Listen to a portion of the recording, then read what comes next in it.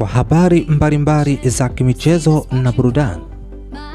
Tafadhali usisahau kubonyeza alama ya subscribe, pia alama ya kengele iliyoko chini ya video hii. Asante sana.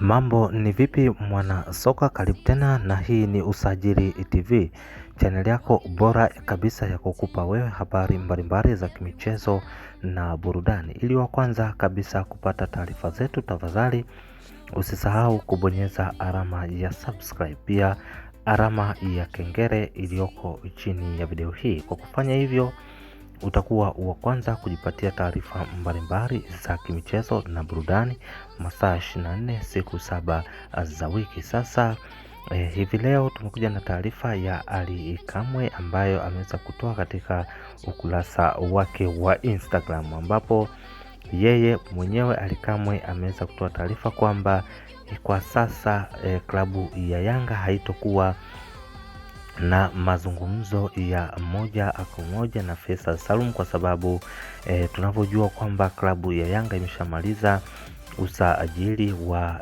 wachezaji wa ndani, yani nazungumzia wachezaji wanaotoka katika nchi ya Tanzania. Kwa hiyo naweza kusema kwamba issue ya Faisal Salum kuja katika klabu ya Yanga, dili hili kwa sasa limefika tamati. Tusubiri kwa msimu ujao au kwa usajili wa dirisha lijalo kama kutakuwa kuna namna yoyote. Kwa hiyo tutawapa updates kutokana na klabu ipi itakuwa inahitaji sajili ya Faisal Salum kwenda klabu yoyote ile ambayo watakwenda kutangaza dau lao.